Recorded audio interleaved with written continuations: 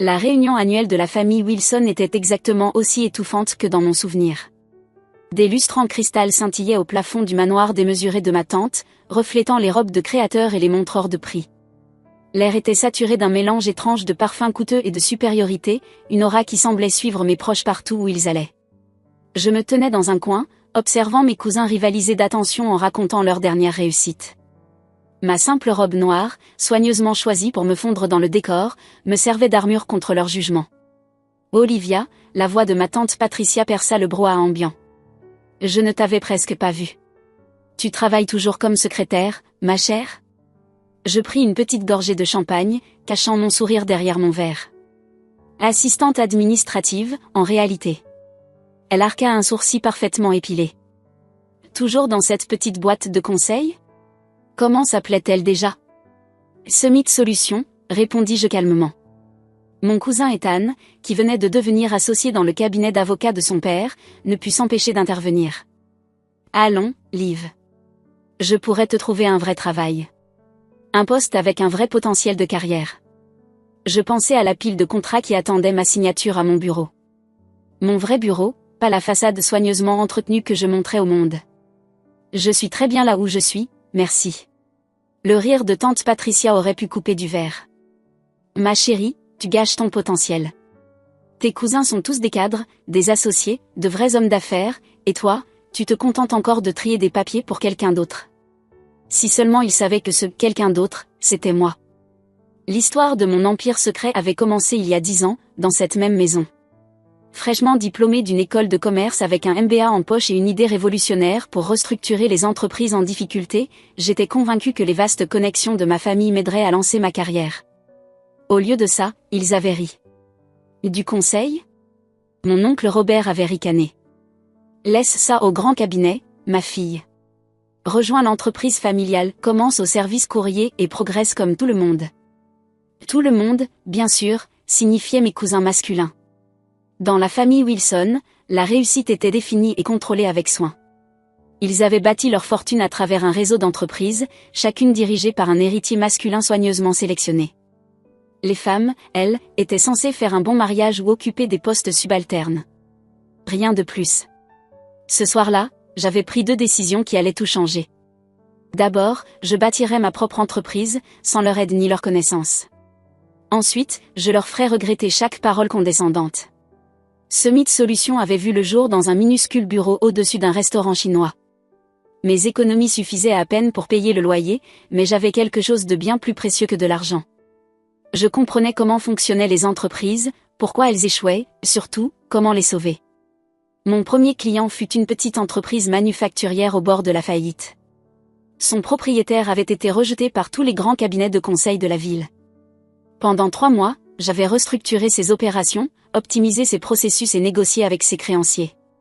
6 mois plus tard, l'entreprise redevenait rentable.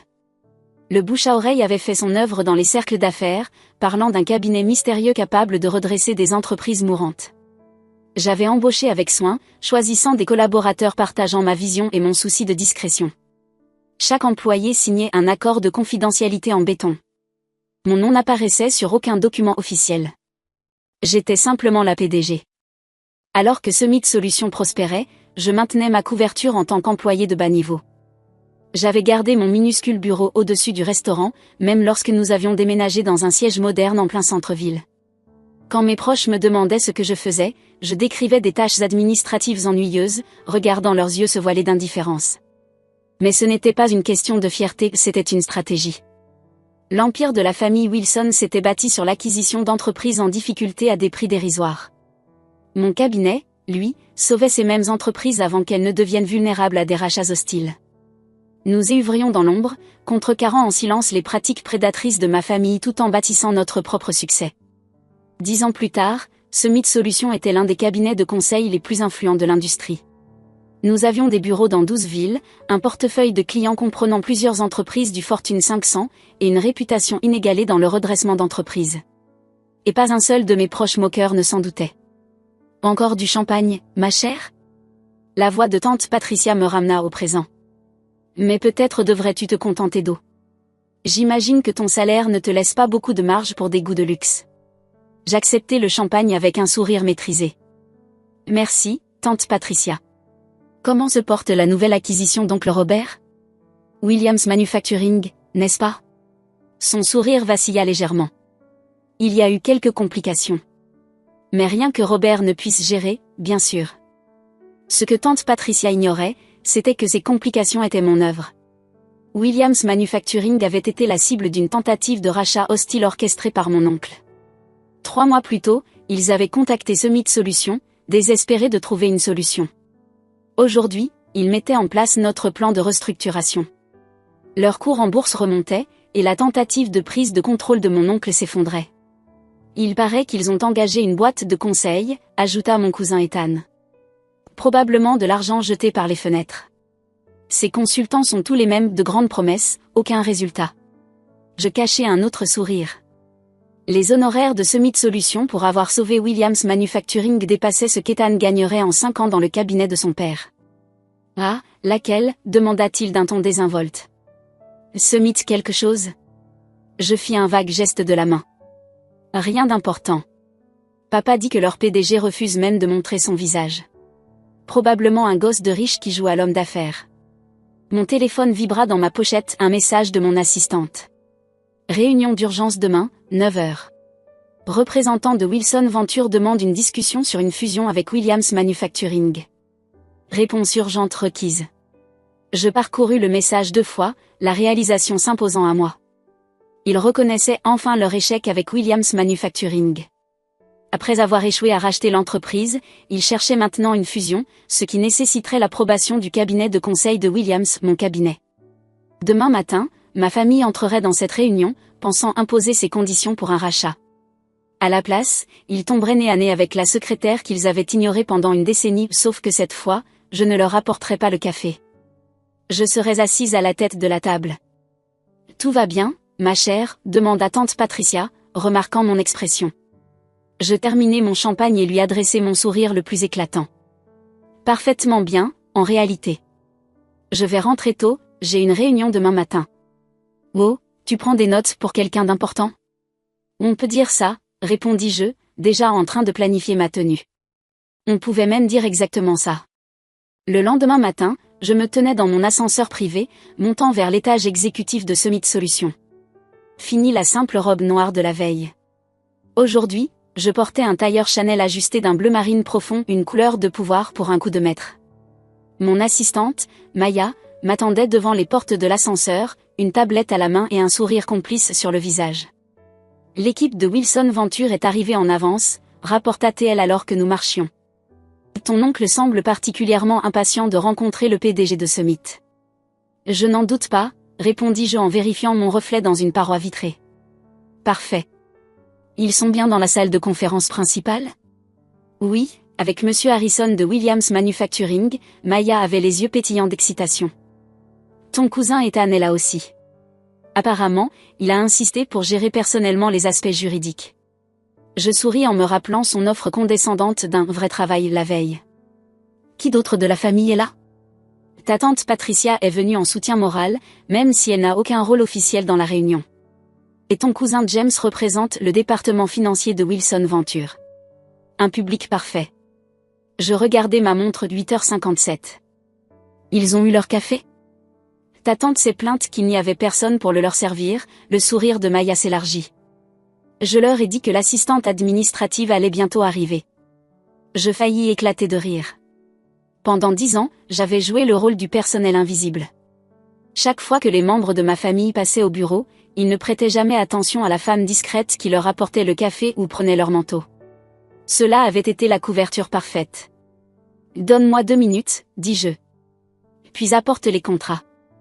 Je pouvais entendre des voix à travers les lourdes portes de la salle de conférence, le ton autoritaire de mon oncle, le rire perçant de tante Patricia, les commentaires pleins d'assurance d'Ethan. Prenant une profonde inspiration, je poussai les portes et entrai. La conversation s'arrêta brusquement. Mon oncle était assis à une extrémité de la longue table, s'étant visiblement attribué la place du pouvoir. Ethan et James l'encadraient, tous deux vêtus de costumes hors de prix qui hurlaient l'argent familial. Tante Patricia était perchée non loin, examinant sa manucure avec un désintérêt étudié. De l'autre côté de la table, seul, se trouvait Monsieur Harrison de Williams Manufacturing, visiblement mal à l'aise. Finalement, tante Patricia soupira.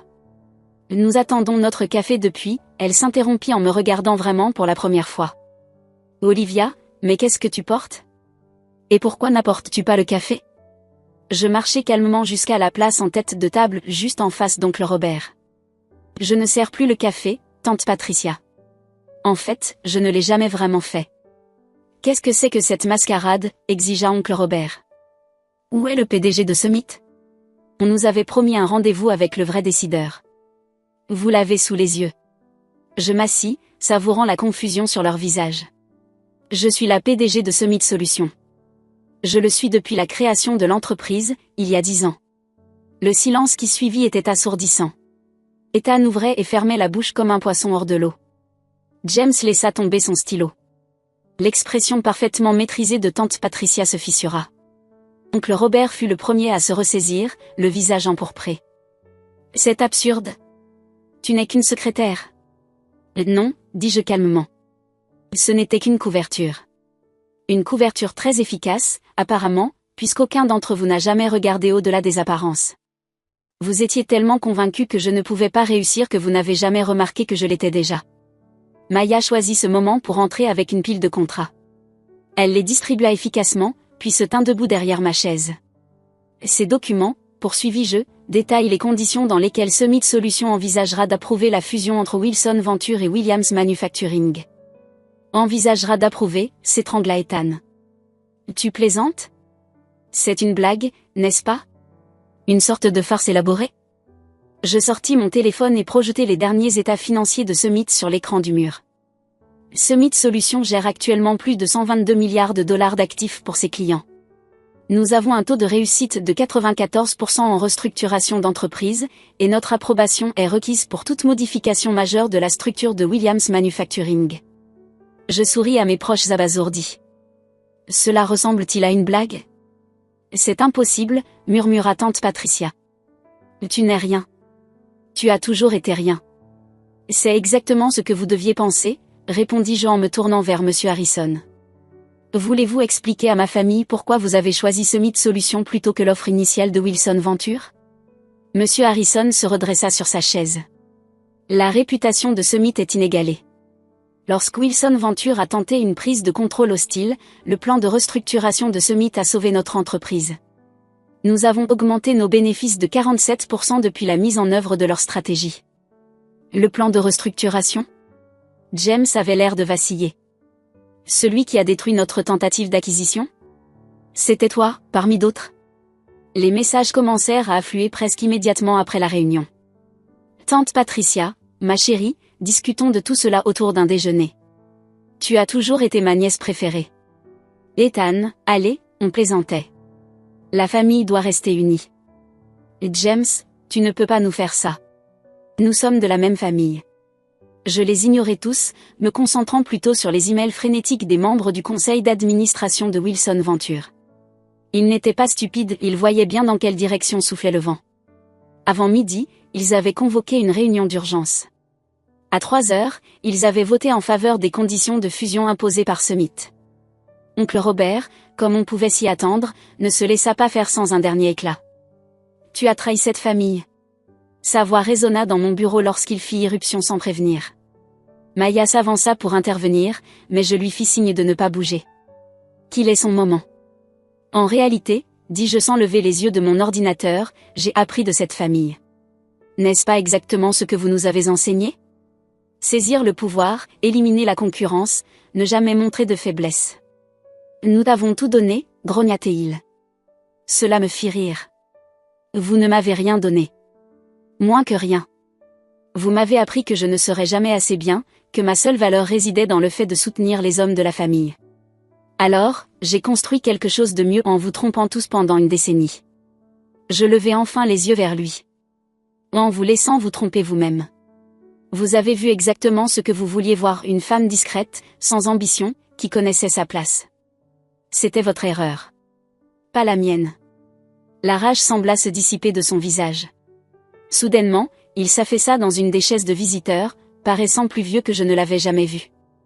Pourquoi te révéler maintenant? Tu aurais pu continuer à opérer en secret. Parce qu'il était temps. Je refermai mon ordinateur. Williams Manufacturing n'est pas la seule entreprise que tu essaies d'acquérir. Il y a Thomson Electronics, Maritime Solutions, au moins 3 autres. Des entreprises avec de bons employés, des produits solides qui ont juste besoin d'être restructurés. J'en ai assez de te voir les détruire. C'est du business, protesta-t-il faiblement. Non, c'est de la cupidité. Et ça s'arrête maintenant. Je lui tendis un dossier. Voici les conditions finales de la fusion. Summit Solutions va acquérir une participation majoritaire dans Wilson Ventures. Nous allons restructurer l'entreprise pour nous concentrer sur la construction des sociétés, pas leur destruction. Tu peux rester en tant que consultant si tu acceptes la nouvelle orientation. Sinon, ton parachute doré est détaillé à la page 3. Il ouvrit le dossier d'une main tremblante. Tu as pensé à tout. J'ai appris des meilleurs, répondis-je sans chaleur. Mais pas de la manière dont tu l'espérais. Après son départ, Maya apporta une pile de journaux. La révélation de Summit faisait déjà les gros titres. Une PDG secrète révélée, comment une femme a bâti un empire de plusieurs milliards en secret. La famille Wilson sous le choc, l'histoire de réussite qu'ils n'ont jamais vu venir. Mon téléphone vibra à nouveau, cette fois avec un message qui comptait réellement. Ma mère, qui avait divorcé du frère d'oncle Robert des années auparavant et s'était éloignée de la toxicité des Wilson, m'avait simplement écrit une phrase. J'ai toujours su que tu leur montrerais. Les semaines suivantes furent un tourbillon de changements. Le conseil d'administration de Wilson Ventures adopta avec enthousiasme la nouvelle direction imposée par Summit. Leur action bondit de 40% après l'annonce de la fusion. Les entreprises qui craignaient le nom Wilson cherchaient désormais des partenariats. Les médias ne se lassaient pas de l'histoire. Patricia tenta de faire passer cela pour une belle histoire de famille. Nous avons toujours su qu'Olivia avait du potentiel, déclara-t-elle à un journaliste. Je répondis en publiant une vidéo de la dernière réunion de famille, où elle expliquait en détail pourquoi je n'arriverais jamais à rien. La vidéo devint virale. Elle cessa de donner des interviews après ça. Ethan tenta de limiter les dégâts à sa manière, prétendant qu'il était au courant depuis le début. Malheureusement pour lui, trop de témoins avaient vu son visage stupéfait dans la salle de conférence. Les autres clients de son cabinet d'avocats commencèrent à remettre en question son jugement. En moins d'1 mois, il fut discrètement invité à prendre un congé prolongé. James s'adapta le plus rapidement, me proposant un partenariat commercial seulement 2 semaines après la révélation. Nous pourrions dominer le marché ensemble, suggéra-t-il lors d'un déjeuner maladroit. L'alliance Wilson-Summit serait inarrêtable. Ce n'est pas la philosophie de Summit Solutions, lui répondis-je. Nous ne dominons pas, nous élevons. Les véritables changements vinrent dans des moments plus discrets. La jeune stagiaire qui me remercia en larmes de lui avoir prouvé que réussir ne nécessitait pas de compromettre ses principes. Les dirigeantes d'entreprises qui commencèrent à me contacter, partageant leurs propres histoires de sous-estimation. Les écoles de commerce qui m'invitèrent à parler de la construction d'un succès éthique dans un monde corrompu.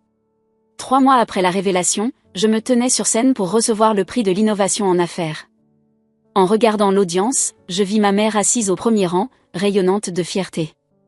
Derrière elle, plusieurs de mes anciennes assistantes administratives, toutes des femmes qui avaient aidé à maintenir ma couverture tout en construisant leur propre carrière au sein de Summit. Le succès ne dépend pas de qui détient le plus de pouvoir, déclarai-je à la foule. Il dépend de la manière dont on utilise le pouvoir que l'on a. Pendant 10 ans, j'ai joué un rôle qui a poussé des personnes influentes à me sous-estimer. J'aurais pu me révéler plus tôt, mais j'ai choisi d'attendre que Summit Solutions soit suffisamment fort pour créer un véritable changement. L'ovation fut tonitruante, mais la vraie satisfaction vint plus tard dans la soirée. Je travaillais tard dans mon bureau lorsque Maya m'apporta une nouvelle intéressante. Mon oncle Robert venait d'annoncer sa retraite. Sa lettre de démission contenait un paragraphe inattendu. Ma nièce m'a appris que la véritable réussite en affaires ne se mesure pas aux acquisitions ou aux actifs, mais à l'impact positif que nous créons. Je regrette d'avoir dû perdre le contrôle de mon entreprise pour apprendre cette leçon. Je m'appuyai contre le dossier de ma chaise, songeant au long jeu que j'avais mené. 10 ans de planification minutieuse, d'orgueil ravalé et de patience avaient mené à cet instant. Summit Solutions n'était pas seulement une réussite, c'était une révolution dans le monde des affaires. Le prochain dîner de famille s'annonçait intéressant. Je comptais l'accueillir moi-même dans la salle de conférence principale de Summit. La même salle où j'avais servi le café d'innombrables fois, observant et attendant le moment parfait pour leur montrer qui j'étais vraiment. Maya frappa à la porte. Votre rendez-vous de 16 heures est là. Le PDG de Thomson Electronics, l'entreprise que votre oncle essayait d'acquérir. Je souris. Faites-le entrer. Et Maya, apportez du café pour tout le monde. Le bon, de notre propre chaîne. Alors que je me levais pour accueillir mes visiteurs, j'aperçus mon reflet dans la fenêtre. Fini de se cacher. Fini de jouer petit. J'avais bâti quelque chose d'extraordinaire, non pas malgré le mépris de ma famille, mais grâce à lui. Il m'avait appris que le pouvoir ne ressemblait pas toujours à ce que l'on attend. Parfois, il prend la forme d'une femme discrète en robe noire, servant le café et prenant des notes, tout en construisant un empire sous les yeux de tous. Les tabloïds appelèrent cela une vengeance. Les journaux économiques parlèrent de génie stratégique. Mais pour moi, c'était simplement la justice rendue, une prise de contrôle à la fois, avec un café parfaitement infusé en prime. Et quelque part, dans un petit bureau au-dessus d'un restaurant chinois, mon tout premier bureau est toujours là. Je le garde comme un rappel que la réussite ne se mesure pas au costume de marque ni à l'attention que l'on attire. Parfois, elle travaille en silence, bâtissant patiemment quelque chose d'extraordinaire pendant que le monde détourne les yeux. C'est ça, le véritable secret du succès, non pas le pouvoir que l'on affiche, mais celui que l'on construit lorsque personne ne regarde.